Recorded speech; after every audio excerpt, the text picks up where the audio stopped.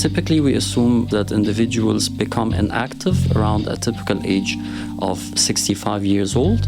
And what we argue in our work is that this view misses the fact that individuals are not only living for longer, but they're also aging in better health. People are at the heart of any growing economy. People drive innovation, they work, they consume. So what happens when populations start to grow old, when the share of working-age people starts to shrink? Expectations of weak future growth may become self-fulfilling in the sense that it may deter investments in physical capital and technologies today. My name is Diaa Noureldin. I'm a senior economist in the IMF Research Department in the World Economic Studies Division. Diaa Noureldin is also the author, with Bertrand Gruss, of Sustaining Growth in an Aging World, published in the June edition of Finance and Development magazine. Noha El-Badawi sat down with Noureldin to talk about his research, which was also featured in the IMF's latest World Economic Outlook. So, why is the demographic drag an issue, and what does this mean for the global economy? So to understand the impact of population dynamics on economic growth generally, I think it is helpful to first remind ourselves that for any economy to keep growing and to produce larger and larger quantities of goods and services, this would require either an expansion in the inputs to the production process, think about labor, think about capital like equipment and machinery, and that would be one way to keep output growing. The other option is to have gradual improvements in the efficiency with which these inputs are used in production. And the second part usually comes from technological progress. We can think about better management practices and generally new ideas that would increase productivity over time. So historically, both sources work together and they help power economic growth globally. Now, in recent decades, we are witnessing that the age structure of economies have been experiencing a strong shift. First, there is a rise in the share of older individuals in the economy. And second, there's a contraction in the share of the working age population, those individuals in between ages of like 15 and 64. So over time, this means that maybe a larger portion of the population is going to become economically inactive. And naturally, that reduces the labor input parts of the production process, and that will produce a drag on output. We call it the demographic drag on output. And also, if you have an economy with a stagnant or shrinking labor force, it may also see maybe a weaker demand for new investments, and that will be another channel, again, that acts as a drag on growth. So it's a little unusual for the World Economic Outlook to include research on demographics. What's the significance of that? So I can actually take a step back and explain a little bit how we were inspired and motivated to think deeply about that. Exactly 1 year ago, we wrote a chapter on the decline in medium-term growth prospects, where we have been seeing that our medium-term forecasts at the IMF for global growth and for different economies were weakening over time. And that was also consistent with what you see as other forecasters, other international institutions, other private forecasters are also seeing as an outlook. Digging behind the surface, we saw that demography plays a role in the thinking and expectations of the decline growth. It's an important input to the production process. Labor inputs are important input there. And that's what has inspired us to start thinking about demography. Yeah, I'm pretty curious about that because the general perspective has been that aging will inevitably lead to lower economic growth. So why should we no longer think that? What's changed? I think this is a very important question. And my starting point here would be to, again, mention that economists tend to have somewhat of a gloomy view of demographics in the sense that the conventional view is that demography's growth, drag on growth is expected to be severe and the fiscal implications alarming. For public finances, for instance, an older population means less revenue that would come from taxing labor income and also more spending on pensions and healthcare and long-term care. However, this view is based on the premise that age thresholds are fixed and not malleable. Typically, we assume, or this view assumes, that individuals become inactive around a typical age of 65 years old, and actually sometimes even earlier if individuals decide to have early effective retirement. What we argue in our work is that this view misses the fact that individuals can voluntarily choose to stay active for longer in the workforce and have longer careers. In your article, you say that the 70s are the new 50s. Does that mean people are aging better? So yeah, people are indeed aging in better health. If you meet a 70-year-old individual today, their physical and cognitive capacities are much better than a 70-year-old that you would have met 20 years ago. So again, our analysis, and this is part of the IMF's World Economic Outlook that was published in April this year, uses data on around 1 million individuals aged 50 years and above in 41 countries around the globe. So this is a large cross-section of countries that encompasses both advanced and developing economies. This is, in my view, a very interesting and rich data set. It includes indicators of measured health outcomes, such as grip strength, lung capacity, and cognitive capability of individuals, like their fluency, verbal fluency, math scores, memory functions, etc., as well as measures of self-reported health by the individuals.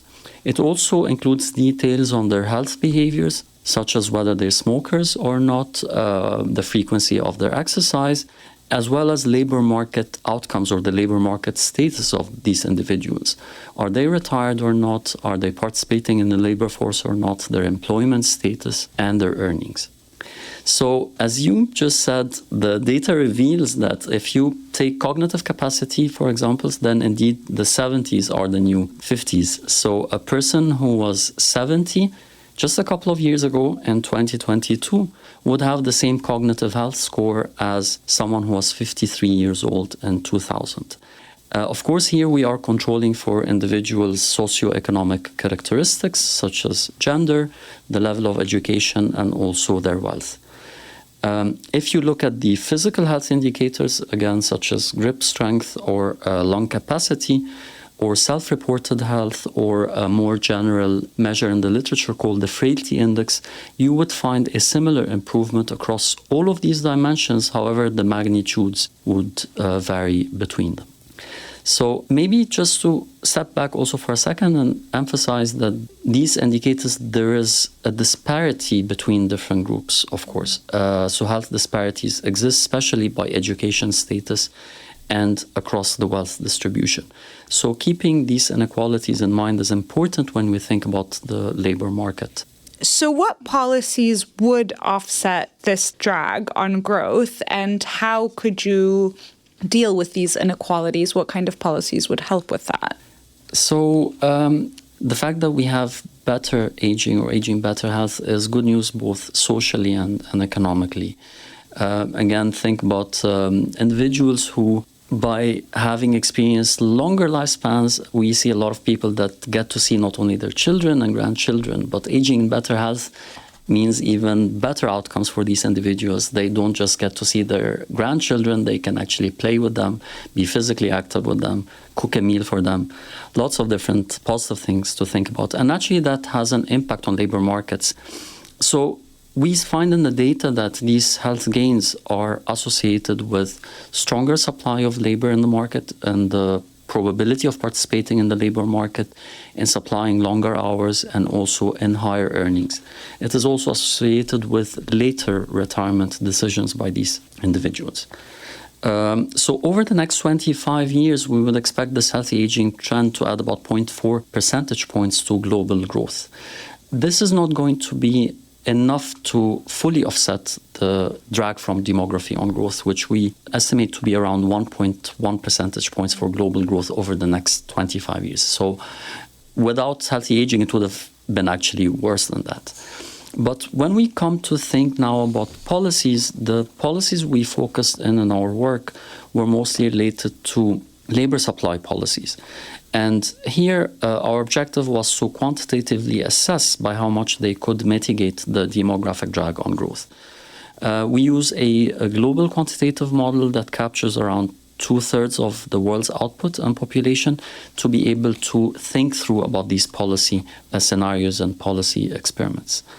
The first scenario assumes the rollout of further health policies to help countries catch up with those at the health frontier. That is where health outcomes are strongest. The second scenario assumes a gradual increase in effective retirement age. And here, I would like to, again, mention that the median effective retirement age across the countries that we have in the model is about 2.5 years lower than the statutory retirement age. So there is a margin or some room for gain here.